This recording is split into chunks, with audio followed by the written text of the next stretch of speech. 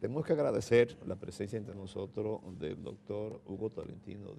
Él no necesita presentación porque sería muy prolijo decir todo lo que ha significado, lo que ha desempeñado desde el rector de la universidad, la Cámara de Diputados, ministro de Relaciones Exteriores. Vamos a decir que es alto dirigente del PRM y lo dejamos así. Muy bien. Gracias. Queremos aprovechar la oportunidad para comentar algunos de los temas de la política nacional. Me atrevería a sugerir que empecemos por una valoración del movimiento verde y las expectativas que pudieran estar en torno a ese movimiento. Yo creo que tú me has hecho una pregunta que todo el mundo se la hace en sentido general. Mira, yo creo que la Marcha Verde es una maduración de todo un proceso. Yo creo que periodistas como ustedes, por ejemplo, y otros han venido subrayando el problema de la corrupción en nuestro país y de la impunidad. Asimismo lo han hecho algunos políticos. Y además el pueblo comienza a resentir los efectos de la corrupción, que son efectos múltiples desde los aspectos económicos que chocan con los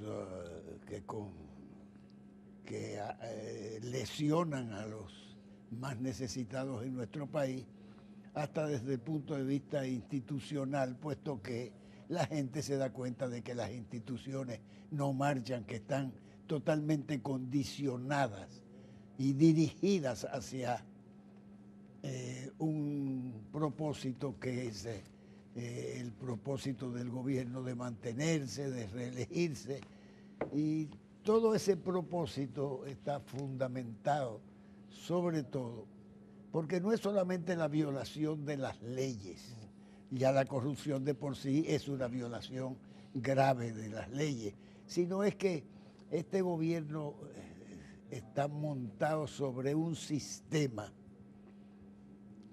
cuyo sostén es precisamente la corrupción individual y la corrupción estatal. A partir del momento en que haya corrupción, no solamente en el robo del erario, sino al mismo tiempo en la burla del papel que deberían jugar las instituciones, porque es necesario para poder mantenerse en el poder, para poder lograr la impunidad, manejar todas las instituciones y monopolizar todas las instituciones del Estado. Entonces el Estado se deteriora en sentido general. Tú tomas la Constitución y tú ves que la República Dominicana, que el gobierno es un Estado social, democrático, de derecho, y tú te das cuenta de que ni es social, ni es democrático, ni es de derecho, porque a partir del momento en que tú violes todos los fundamentos que estructuran la democracia, o sea, la separación. Usted habla, doctor. La separación de poderes, las elecciones libres, y por ahí tú vas todas las monopolizaciones. El andamiaje social. Pero usted insiste, usted habla, y lo reiteró, de gobierno, un descontento frente al gobierno. Pero algunos consideran que es un descontento que va más allá del gobierno, sino del sistema político. Sí. Y sobre todo el sistema de partidos que hemos tenido, que ha apadrinado o facilitado que la corrupción se haya convertido casi en cultura. Es cierto. En la República Dominicana. El sistema de partidos en su mayoría ha sido cómplice del gobierno, y además ha vivido del gobierno y de las migajas que la corrupción le ha lanzado al sistema de partidos, con excepciones, naturalmente. Hay sus excepciones, pero tú me has preguntado acerca de la Marcha Verde. Yo decía que una serie de instituciones, un sector de la prensa, un sector de la política dominicana, había coadyuvado también a esa toma de conciencia que evidencia la Marcha Verde. Por ejemplo, la gente pensaba que esta marcha última tenía una serie de dudas las personas, y sin embargo, por lo menos esa es la impresión que yo tengo cuando yo la vi y participé en ella, de que de más en más sectores populares se suman. Por ejemplo, yo fui a la primera en Santo Domingo, ¿no? Yo he ido a varias. Y en Santo Domingo eran sectores diferentes, eran más un movimiento que se iniciaba, se puede decir, con sus directores, que yo no los conozco y había más clase media. Ahora hubo una unificación en la que el pueblo participó de manera, las clases más humildes populares participaron de manera mucho más directa. Yo creo que ese movimiento es un movimiento inteligente porque hasta ahora ha hecho las cosas muy bien hechas. Yo me imagino que que ellos discutirán sus perspectivas, porque no es solo en la corrupción y la impunidad, sino al mismo tiempo, dentro del marco de la corrupción hay las sobrevaluaciones, hay el daño social que se provoca la corrupción, hay el abandono de ciertas obligaciones del gobierno, como es el abandono a los principios fundamentales de la democracia, por ejemplo, a esa separación de poderes, a unas elecciones totalmente libres, no compradas como han sido las elecciones en nuestro país fundamentalmente. Dentro de la corrupción, no se dice que la corrupción, y se ha probado por lo que han dicho los propios brasileños y lo he repetido, que el señor Danilo Medina fue patrocinado económicamente para ganar las elecciones a base del dinero de Odebrecht. Pues entonces la demanda de unas elecciones libres yo creo que debe estar dentro del marco de las exigencias nacionales, y la Marcha Verde forma parte de la nación. Me parece que el problema de la mano de obra, del trabajo en nuestro país, del empleo en nuestro país, el problema de la educación, la corrupción, el 4% del dinero de la educación. Yo he visto cómo han construido, yo vivo viajando en el país, cómo han construido escuelas, y la educación que lo que tiene es una gran propaganda sobre cada uno de los elementos. Cuando tú ves el problema de la migración, el gobierno dice que se ha gastado 2.000 millones de pesos en la solución del problema de la regularización de los extranjeros en nuestro país, de los extranjeros que el 97% es haitiano. ¿En qué se han gastado 2.000 millones de pesos? ¿En qué? Cuando hay 7.500 y tantos regularizados, que todavía no están totalmente regularizados por el hecho de que parece que los requisitos que demandan son para un intelectual y no para una emigración de gente pobre que viene de Haití. Y a veces los campos de Haití. Pero en total, a partir del 2012, son 480.000, medio millón, que seguramente alcanzan 600.000, de acuerdo al Censo Nacional de Migración de 2012. Eran 480.000 más o menos. Sí. Entonces llegaron a inscribirse en el plan de regularización 200 y tantos mil. Y solamente de esos 250.000, 7.000 y pico aplicó. Es decir, que es una verdadera burla al país, donde existe una ley de migración que nunca han aplicado. pero además donde existe plan de regularización desde Balaguer, hay que recordarse que existe desde Balaguer, desde Hipólito con la ley de migración, pero además de eso, la sentencia horrible que dictó fundamentalmente el presidente del Tribunal Constitucional, Milton Ray Guevara, que yo creo que se desnacionalizó él mismo, ¿no? No solamente desnacionalizó a Peña Gómez, le quitó la nacionalidad dominicana a Peña Gómez, que él quería llevar al Panteón Nacional, sino que se desnacionalizó, yo supongo, el mismo. Doctor, usted escuchó parte del comentario final que estábamos haciendo en el segmento anterior sobre la selección de los jueces de las altas cortes. ¿Qué nos puede aclarar algunas dudas de nosotros? ¿Que es un avance, no es avance? La posición de los representantes de la oposición. El gobierno vive de la propaganda. Ese es para poder ocultar las lacras de este gobierno, las mentiras de este gobierno, el engaño que ha significado este gobierno frente al pueblo dominicano. Necesita hacer un teatro, una pantomima de todos los aspectos fundamentales de la vida nacional y de las responsabilidades del gobierno. Bueno, Odebrecht ha tenido la virtud,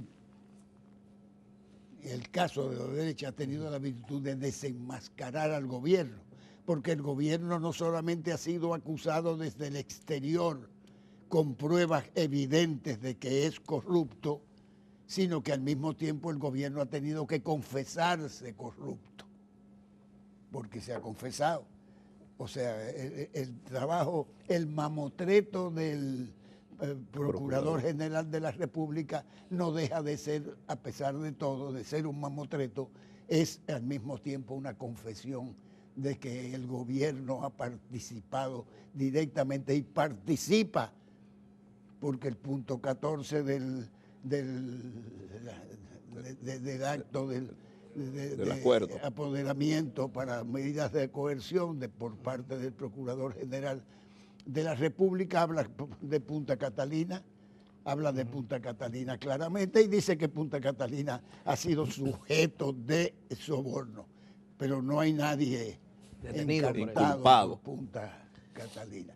Entonces, tú me preguntabas de los jueces del Tribunal Superior Electoral, acerca de los jueces. Ese proceso. Yo pienso que no solo yo, porque yo no lo escuché el programa de ustedes porque estaba aquí alejado. Eso es, yo soy de los que tiene casi la seguridad, porque la incredulidad mía es terrible frente a los actos del gobierno, porque ya tenemos 20 años viéndolos gobernar el país.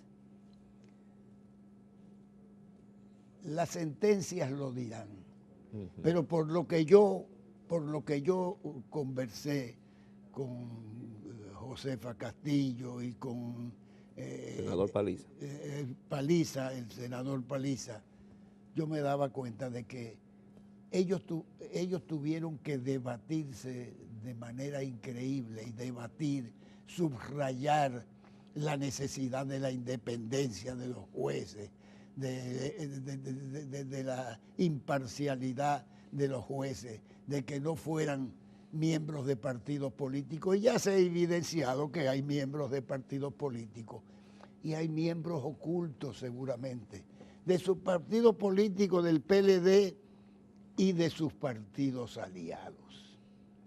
Entonces esos jueces, ¿por qué está uno obligado a pensar que hay parcialidad? Simplemente, el gobierno hemos dicho que está montado sobre un sistema que les ha garantizado hasta ahora la impunidad o sea que ha justificado la corrupción y ha garantizado la impunidad.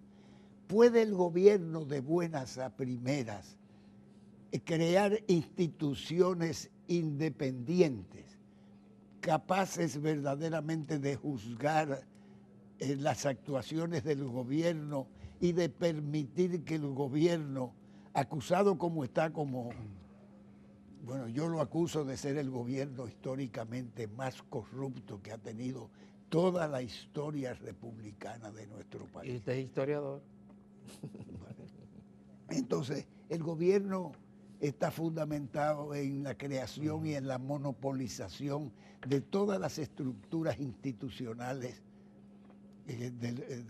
estatales, desde el Congreso, el Poder Ejecutivo, el Poder Judicial, las altas cortes, la Cámara de Cuentas.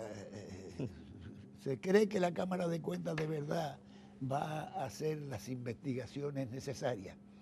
¿Qué hizo la Cámara de Cuentas anterior? Cuando el Partido Revolucionario Moderno subraya la necesidad de la independencia y sobre todo del apartidismo, de la constitución de las instituciones fundamentales del Estado, o sea, Tribunal Superior Electoral, Suprema Corte de Justicia, es porque por la experiencia que hemos tenido. O sea, la experiencia no es suficiente. 14 sentencias ha dado, no sé cuántas, el Tribunal Superior Electoral favoreciendo al partido de gobierno o favoreciendo a los aliados del partido de gobierno. Ni una sola favorable. Pero, naturalmente, la Suprema Corte de Justicia no ha declarado a corruptos evidentes que todo el mundo conoce, no los ha declarado, no ha dado un no al lugar. Entonces, todo el mundo sabe que este gobierno va a crear instituciones y va a seguir creando instituciones de esa naturaleza, porque si no, pueden ir a la cárcel sin excepción todos los que han participado. Y sobre las leyes electorales, participado en el gobierno. Y si el gobierno se les escapa. Por eso es que mucha gente piensa, las perspectivas de la nación, ¿cuáles son? O sea, desenmascarado el gobierno, desenmascaradas las elecciones, porque todo este proceso ha permitido que el pueblo se entere. Hace 15 años el problema de la corrupción significaba en las encuestas un 5%. Así es. Y sin embargo hoy día tiene una... Y ahí volvemos al sistema político, porque que los candidatos, para ocupar un puesto electivo, hay que hacerlo a través de un partido político. Y los partidos políticos llevan candidatos, y digo los partidos políticos, porque el PRM inclusive, que es un partido nuevo, no escapa a esto. Recuérdense que Blas Peralta iba como candidato de este partido, que hubo otros candidatos que afortunadamente perdieron en algunos pueblos, que estaban señalados por la comunidad como corruptos. ¿Cómo vamos a resolver esto? Ahora se está discutiendo el tema de la ley electoral. ¿De partido? La ley de partido. La ley de partidos.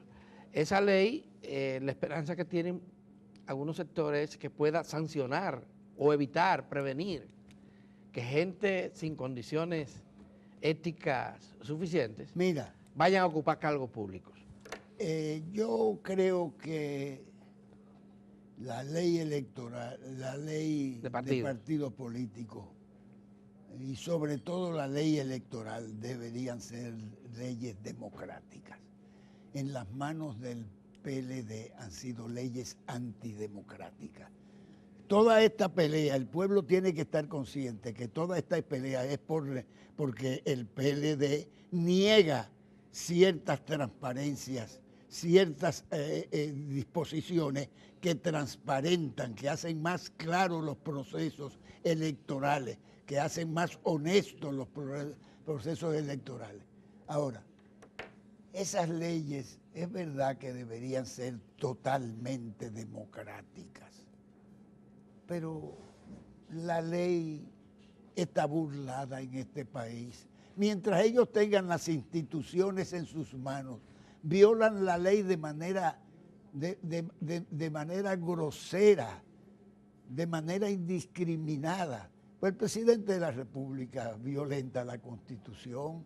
Recuérdense que yo fui diputado durante estos últimos 6 años y yo vi cómo se las manejaba el PLD dentro del Congreso. Era inmoral la conducta, aprobando contratos que lesionaban el patrimonio nacional, que condicionaban la soberanía nacional. Yo los vi aprobar todos los proyectos de Odebrecht y yo los vi cómo el rumor corría en esa Cámara de Diputados de que estaban repartiendo dinero. Yo vi cómo distribuyeron y repartieron, despilfarraron los bienes inmuebles del CEA. Yo veía cómo lo hacían, se protestaba allí y no hacían caso, votaban de manera... Más de una vez yo hice exhortaciones a la juventud de esos diputados, a lo que significaba para ellos una conducta determinada, porque tenían larga vida política, tenían hijos, tenían esposas, iban a tener nietos. Se les exhortaba, no aprueben esos convenios, y sin embargo los aprobaban de manera sistemática, de manera apabullante, lo hacían de manera alegre, lo hacían, eso es increíble, y siguen haciéndolo, lo van a seguir haciendo, porque además no es verdad de la división en el PLD, se necesitan, porque necesitan mantener la unidad para defenderse, para no ir a la cárcel, necesitan la unidad. Y ellos se las arreglarán para buscar un candidato que tal vez no sea ni Leonel ni Danilo, y buscarán un candidato que más o menos sea una tabla de salvación.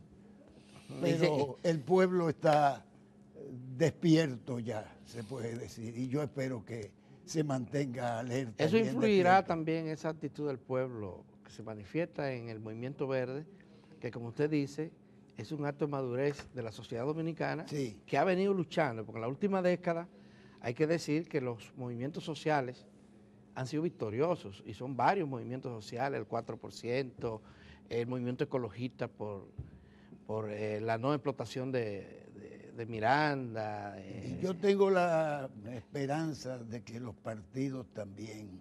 Eso es, ¿impactará esto en los partidos políticos no, todos? Yo me imagino que sí, que tiene que impactar. O sea, los partidos políticos tienen que marchar paralelos al pueblo, si no están perdidos totalmente.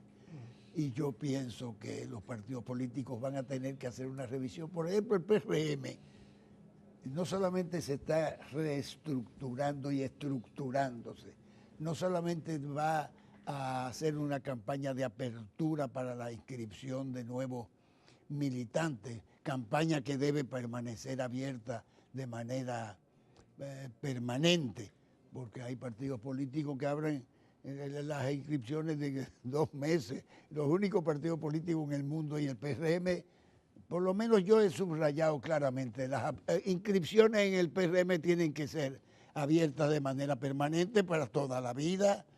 Los partidos políticos no dicen vamos a inscribir de enero hasta a marzo. No. Los partidos políticos tienen que estar abiertos. Y el PRM además va a celebrar a corto plazo, el menor corto plazo que se pueda, un congreso. En el congreso entrarán una serie de definiciones. Los temas son, en el fondo, para definir las características del PRM. Yo he dicho más de una vez, podemos hablar de socialismo, podemos hablar de estado de bienestar contra este estado populista, grosero, inmoral que tenemos hoy día en nuestro país.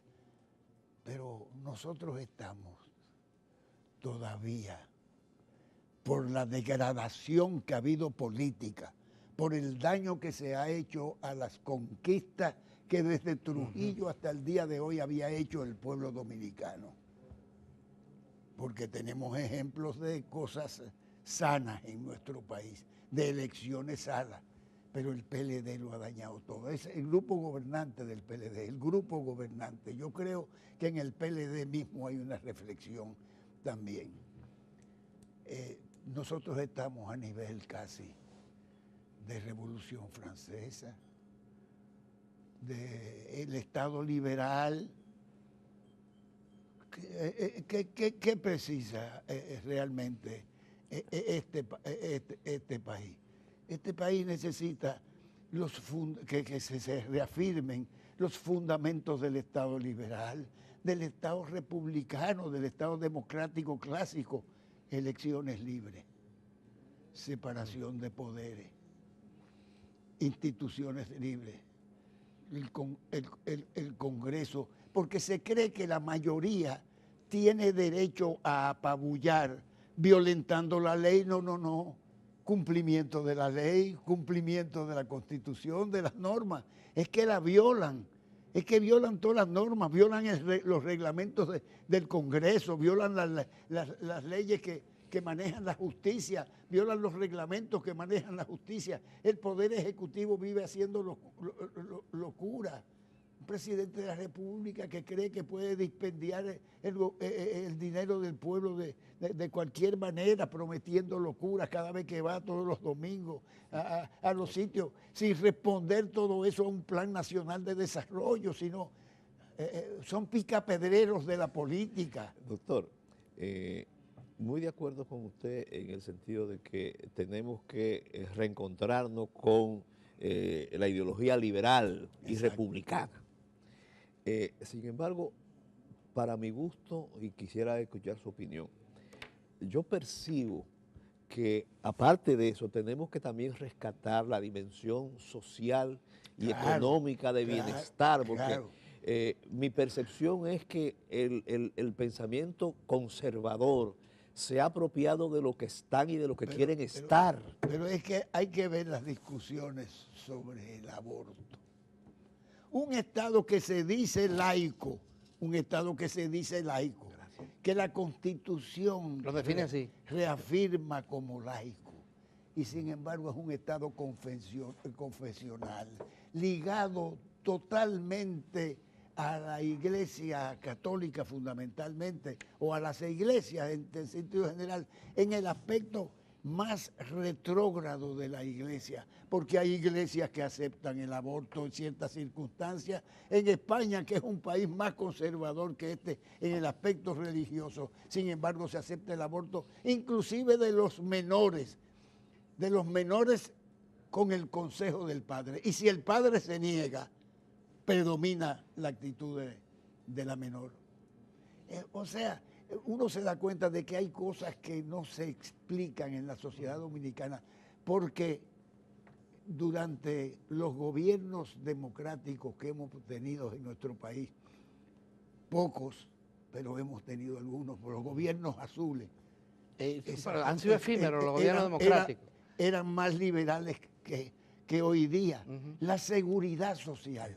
¿Qué se ha hecho de la seguridad social en nuestro país? Un negocio.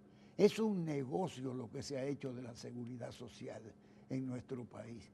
Los trabajadores han aportado su dinero para no administrarlo, para no tenerlos ellos en sus manos, para favorecerse como deberían ser favorecidos, porque son migajas lo que les entregan. Es decir, que hay una serie de conquistas. Yo digo que tenemos que comenzar con el Estado liberal, porque es que han dañado las instituciones, es que le han borrado las instituciones que no existen. Lo que tienen es una enorme propaganda que ha venido engañando al pueblo durante 20 años. Cuéntenos un poquito, antes de que terminemos, su visión sobre su propio partido, el Partido Revolucionario Moderno. Yo creo que está amenazado con enfrascarse de nuevo en una lucha tienen una interna. campaña ya quizás prematura. Sí, yo creo que la campaña ha sido prematura. En el seno del PRM se ha criticado y la institución que maneja de manera cotidiana, se puede decir, el PRM, que es la dirección ejecutiva, se ha llamado la atención inclusive a los candidatos. Y los candidatos han aceptado de buena gana. Naturalmente siguen, los candidatos siguen porque en nuestro país, ya te digo, la institucionalidad es demasiado. Pero no habría que comenzar por las casas. Demasiado organizar las cosas. Laxa. Yo creo que los candidatos deberían sumarse de manera más activa a los trabajos del partido, no a los trabajos de su candidatura, porque no se puede negar que pueden estar haciendo campaña, pero están haciendo campaña para sí, no para el partido. Tienen que sumarse un poco a la labor del partido, tienen que sumarse a esa estructuración de instituciones del partido, las que define sus propios estatutos. Incluso para poder ganar necesitan un partido fuerte y organizado. Exactamente. Y además, entonces, tomar el pulso del pueblo. Yo creo que hay que alejarse de ese electoralismo presidencialista que ha predominado en las mentes de muchos candidatos. Llegar con su librito, no con el librito nacional, sino llegar con su librito a aplicar cosas y a conceder cosas. Porque eso es lo que hemos tenido, desgraciadamente, en nuestro país. Hay, por ejemplo, en el país una ley de desarrollo estratégico, la Ley Nacional de Estrategia Nacional de Desarrollo.